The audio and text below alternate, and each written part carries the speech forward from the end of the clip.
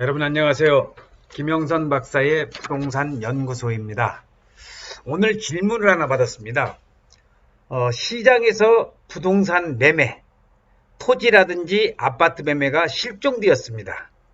집값 폭등을 막으려는 그리고 부동산 투기를 막으려는 정부의 의도는 이해하지만 부작용이 너무 큽니다는 이런 질문을 받고 제 나름대로 많은 생각을 좀 해봤습니다.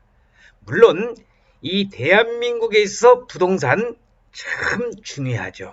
경제 활동에 있어서 또 우리 서민들이고 또 부동산에 대해서 관심이 많으신 모든 분들에게 부동산만큼 대한민국의 경제를 좌지우지할 상품은 없다고 저는 생각을 합니다. 기존에 제가 부동산학을 연구하면서 느껴본 바로는 부동산 경기가 좋으면요, 건축 건설 경기가 좋았습니다. 건축 건설 경기가 좋으면은 나라 경제도 좋아지고 우리들의 주머니 사정도 그만큼 좋아졌다는 것은 사실인 것 같습니다. 그런데 지금 현재는요, IMF보다도 더 많은 그런 경기가 안 좋다는 그런 이야기를 아마 이 영상을 듣고 계시는 분들도 종종 들으셨을 겁니다.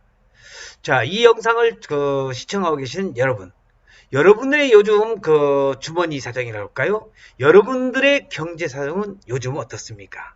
2019년 5월 현재 말입니다. 저의 주머니 사정도 많이 안 좋습니다. 안 좋은 이유 즉서는 부동산 거래가 잘 안 되고 부동산 경기가 침체가 되고 그러다 보니까 부동산이 활성화 안 돼. 그러니까 아무리 뭔 얘기를 해도 이 부동산을 전문적으로 연구하는 사람한테도 돈이 되지를 않는다는 겁니다. 물론 저뿐만이 그러겠습니까만은 대한민국에 수많은 부동산 공인중개사들도 있을 것이고 부동산을 전문적으로 연구하는 부동산 컨설턴트도 있을 것이고 부동산 연구소에서 여러 가지 연구를 하고 있는 부동산 전문가들 또 부동산 투자를 하려고 하는 일반 부동산 투자자들 아마 모두가 부동산에 관련되어 있는 그 사람들의 주머니는 탐탁지 않은 걸로 여겨지고 있는데 그러면은 부동산에 관련된 사람 주머니만 안 좋습니까? 아닙니다. 요즘 너무너무 부동산 경기가 대한민국 전체적으로 IMF 때만큼이나 경기가 안 좋다고 하는데 어제 저녁에는 한 분이 건축을 하고 있는 백모 대표라는 분한테 전화가 왔어요. 박사님, 도대체 대한민국 경기가 이래가지고 되겠습니까? 어떤데요? 밥을 먹고 못 산답니다. 직원의 그분도 건축 현장에서 토목이라든지 건설하면서 월급만 주고 있는 그 직원이 한 15명 되고 나머지 직접 현장에서 일하는 한 4, 50명의 직원을 들고 있는 하나의 중소기업인데 IMF보다 더 힘들대. 도저히 이렇게 해서 사업 부도나고 생겼는데 어떠한 타개책이 없습니까? 하는 볼멘소리 깊은 저에게 질문을 합니다. 자, 여러분, 부동산의 경기에 있어 저는 오늘 이 방송을 들으시는 분들에게 여러 가지 얘기하지 않겠습니다. 뭐 경제학적인 용어에서 뭐가 어떻고 해봤자 어려운 얘기고 이해가 잘 안 가. 듣기도 싫어. 저는 단도적인 입장으로 아주 쉽게 여러분들에게 몇 말씀을 드리고자 합니다. 대한민국에 있어서 대한민국뿐만이 아니에요. 모든 경제활동에 있어서 기본적인 원칙에서요. 부동산 가격이 오른다. 수요 공급 논리입니다. 수요 공급 원칙에서 수요가 많은데 부동산은 어떻게 해요? 한정성이 있어. 부동산은 부이동성. 움직이지를 않고 그 다음에 부동산의 한정성, 부동산이 잘 된다고 해서 막 공장에서 생필품, 생산 제품을 찍어내듯이 막 찍어내는 게 아니잖아요. 그래서 이 부동산은 수요가 많으면 공급은 한정되어 있기 때문에 가격은 오르게 되어 있는 것은 아주 기본적인 상식이야. 그리고 부동산에 대한 아파트를 많이 짓는다. 이걸 많이 짓는 데 있어서 거기에 대한 수요는 별로 없다. 그러면은 가격은 떨어지게 돼 있어요. 그래서 정부는요, 부동산의 수요 공급 논리를 적정히 조절을 하면서 수요가 많아져서도 안 되고 공급이 너무 많아져서도 안 되고 이렇게 적정히 공급하면서 이렇게 나가는 것을 원하고 있는 것이 정부의 부동산 정책이고 경제의 논리입니다. 그래서 여러분 지금 부동산 가격이 이제 경기가 앞에서 말했다시피 너무 안 좋대. 모든 사람이 다 그래. 저야 알고 있는 지인들, 이 방송을 듣고 계시는 분도 마찬가지일 것이고요. 그러면은 정부는 어떻게 해야 돼? 이제 풀어줘야 됩니다. 숨통을 틀어줘야 돼. 아까 제가 초두에 말씀드렸다시피 경기가 좋아지려고 한다면은 건설 경기가 좋아야 돼. 건설 경기가 좋아지려고 한다면 부동산 경기가 좋아져야 돼. 자, 이게 다 맞먹으면서 돌아가는 거거든요.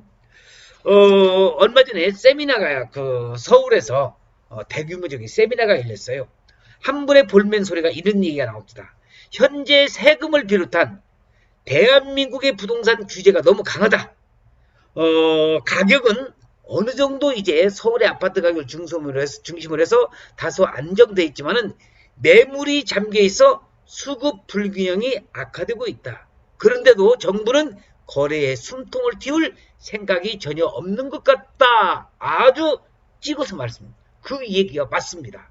자, 방금 말씀드렸다시피 매물이 잠겨 있어 수급 불균형이 악화되고 있다면서 정부는 거래에 숨통을 틔울 생각이 전혀 없다.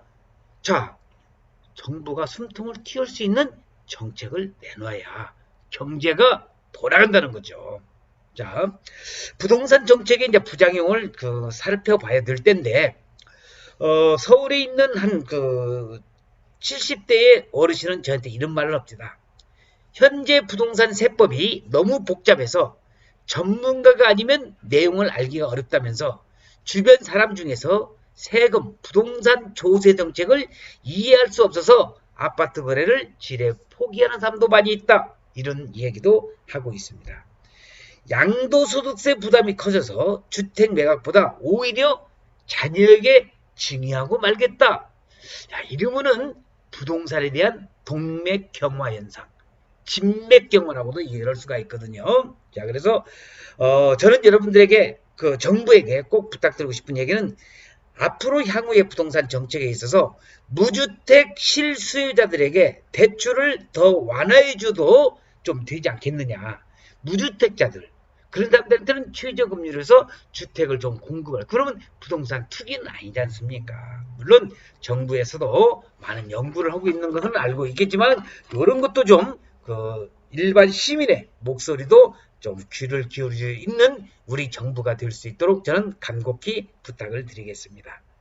자, 장사를 하는 사람한테 이 얘기를 들어보니 이 대출을 다 막아놔가지고 경기가 나쁘다는 것을 이 사람은 피부로 느끼는데, 최근에 서울 일부 지역에서 집값이 상승하고 강남 지역 급매물이 소진되고 있다면서 이제 작년 가을에 내놓은 9.13 부동산 대책의 약발이 다 한다고 이렇게 얘기를 하고 있는데, 자, 이제 정부는요, 언제까지 이렇게 부동산 억제 한다고 해서 이 억제 정책이 먹힐지 이제 고민을 좀 더 심각하게 해야 될 때라고 생각합니다. 정부의 부동산 정책과 또 정부의 우리나라의 경제와 또 건축 모든 것은 이렇게 톱니바퀴 돌듯이 어우러져 돌아가고 있습니다. 정부의 규제 정책이 너무 세다고 해서 다 잘 되는 거 아닙니다. 정부의 지금 같은 부동산 규제 정책이 심하다고 한다면 톱니바퀴가 잘 돌아가지 않아서 지금과 같은 동맥경화 현상이 일어나서 경기가 안 좋은 것만은 사실입니다. 그래서 저는 경제학의 기본 논리를 아주 쉽게 얘기해서 수요 공급 논리에서 수요와 공급의 원활한 그런 정책이 맞아떨어져서 부동산 경기가 투기가 아닌 시장으로 돌아가기를 염원을 하면서요. 반드시 이거 하나만은 알아두십시오. 정부도 또는 부동산에 투자를 연구하시는 분들도요. 경기가 좋아지려고 한다면 건설 경기가 좋아지고, 건설 경기가 좋아지려고 한다면 부동산 경기가 좋아져야만이 경제가 활성화되는 것만은 사실입니다.